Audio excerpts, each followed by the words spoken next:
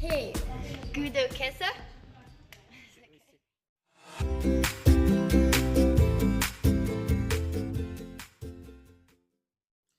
안녕하세요. 여러분, 오늘은 직펌에 대해서 한번 얘기해 볼게요. 일단은 직펌이란 무엇일까요, 여러분? 이제 시술 과정을 어느 정도 말씀드리자면 말 그대로 일반 펌처럼 약을 머리에 도포한 다음에 와인딩을 하고 열이 들어가는 그러한 롯데 이제 전기 코드 같은 거를 꼽아서 직접적으로 그 열을 가해줘서 이제 펌을 거는 그러한 형태를 말하는데요. 뭐랄까 약간 일반 펌 그리고 이제 연화 펌 이제 직펌 그 중간 정도랄까요? 그런 느낌이죠. 이제 이게 화학적인 이론으로 볼 때는 사실 이제 일반 펌에 더 가까워요. 화학적인 이론은. 그런데 결과물을 봤을 때에는 이제 컬의 탄력도나 유지력 등을 보면은 연화펌에 조금 더 가까워요. 그러니까 이제 직펌의 가장 큰 장점은 무엇보다 이제 연화펌보다는 빠른데 일반 펌보다는 훨씬 더 효과가 좋다는 거죠. 컬 같은 게. 그리고 이제 많은 분들이 직펌을 손상이 너무 심할까봐 좀 두려워하시는 분도 있고 자주 안 하시는 분도 많은데요. 사실 이제 우리가 지킬 것을 지키고 제대로만 해준다면은 직펌은 진짜 아주 좋은 그러한 테크닉이에요. 이제 어떻게 보면 또 연화펌과 비교를 해보면은 연화펌 같은 경우는 여러분이 연화를 너무 덜 봐서 여러분이 열심히 와인딩을 해서 열을 주고 나서 컬 테스트를 했는데 여러분이 연화를 덜 봐가지고 컬이 계속 안 나오는 거예요. 그럼 이제 좀 낭패죠. 다시 또 약 바르고 그렇게 할 수도 없고, 물론 제가 전에 알려드린 그러한 마법의 약을 뿌리면 되긴 하지만 어찌되었든 간에 직펌 같은 경우는 여러분이 컬이 좀 덜 나오면 시간을 계속 더 두면 돼요. 열을 더 넣는다든가. 그럼 언젠가는 무조건 걸리게 돼 있어요. 어떤 머리든 간에. 연화펌 같은 경우는 이제 내가 모발 진단을 잘못했을 경우 연화를 이제 적당한 위치에 적절한 약을 바르지 못했을 경우 이제 우리가 펌을 실패하는 그런 경우가 생길 수가 있습니다. 자, 두 번째 챕터. 직펌에도 연화가 있다. 이거는 이제 제가 개인적으로 생각하는 이론이고 실제에서 많이 써본 건데요. 단순히 연화펌만 꼭 연화가 있다고 생각하지 않고요. 저 같은 경우는 일반 펌이나 직펌도 어느 정도의 연화 과정이 있다고 생각해요. 그러니까 뭐랄까 전처리 과정 같은 거죠. 일반 펌조차도 여러분이 그냥 상한 머리랑 신생모가 있는데 그냥 다 말아버리면 확실히 뿌리 쪽은 덜 나오고 끝만 더 상해서 땡글거리는 그런 경우가 많죠. 이거는 직펌도 마찬가지예요. 보면은 안쪽 신생모는 보면 컬이 잘 안 나오고 끝쪽 이제 손상모 같은 경우만 이제 컬이 더 잘 걸려버리고 그런 현상이죠. 그래서 그걸 맞추려다 보면 머리가 더 상한다거나 잘 안 되죠. 제가 여기서 제가 하던 그러한 저만의 노하우를 어느 정도 설명드리자면은 세팅펌, 연화펌 그 이론 강의에서 말씀드렸던 마법의 약 많이 아시죠? 혹시나 모르신다면 다시 보고 오시길 바랍니다. 네, 아무튼 간에 저 같은 경우는 직펌을 할 때 그 마법의 약을 샴푸 후에 모발이 어느 정도 건조된 상태에서 전체를 도포해버려요.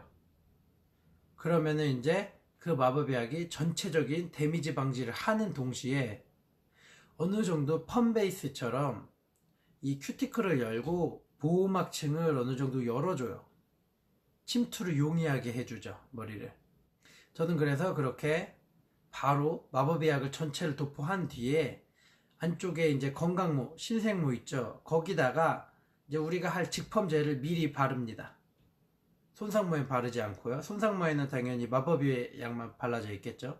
그래서 그 위에 오버랩으로 이제 건강모에다가 직펌제를 바르고 캡을 씌운 다음에 약 10분 정도 자연 방치를 합니다.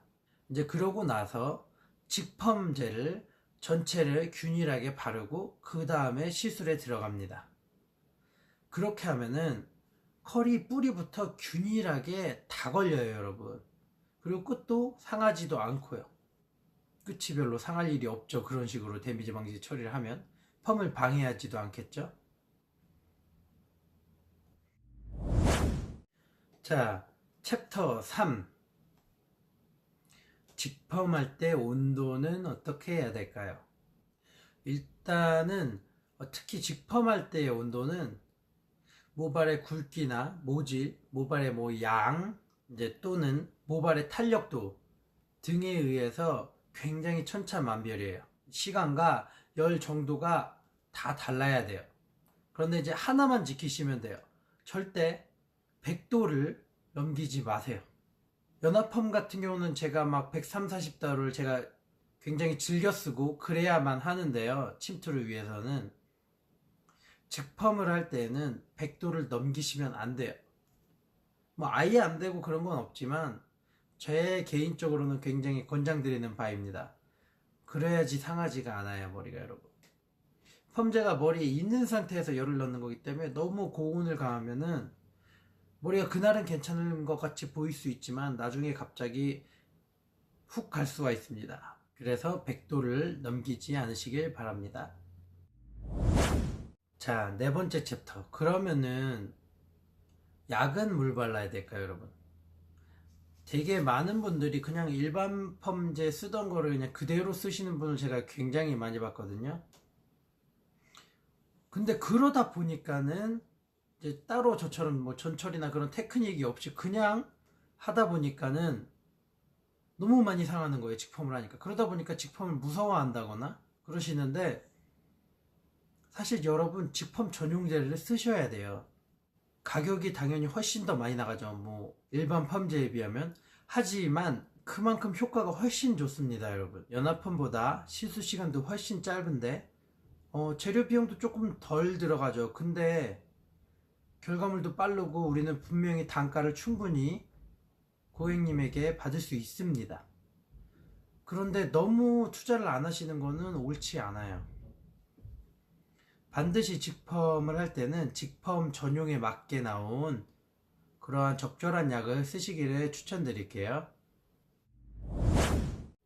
이제 제 경험을 어느 정도 말씀드리자면은, 이제 저는 한국에 있을 때 이제 열펌을 하게 되면은 연화펌보다 직펌을 훨씬 많이 했어요.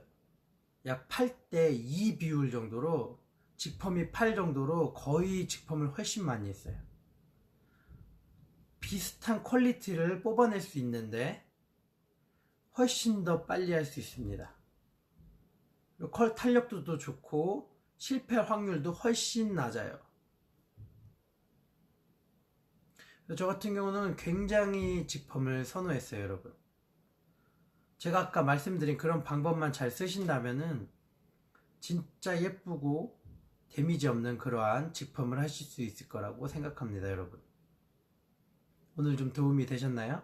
제가 이제 다음 달에 좀 넓은 데로 이사를 갈 거라서 집도 막 알아보고 다니고 뭐 그러느라고 정말 일도, 그리고 날씨도 좋아져서 손님이 너무 많아져 갖고 진짜 너무너무 바빴어요. 운동도 진짜 자주 못 갔어요. 주 막 2회 3회 밖에. 제가 이제 장소를 옮기고 나면은 따로 촬영할 공간이 있어서 앞으로 이제 훨씬 더 퀄리티 높은 그러한 강의랑 좀 더 다양한 컨텐츠로 여러분과 함께 할 수 있을 것 같아요. 그러니까 제가 좀 업로드가 느리더라도 조금만 기다려 주시면 좋은 퀄리티 영상으로 보답하겠습니다. 감사합니다.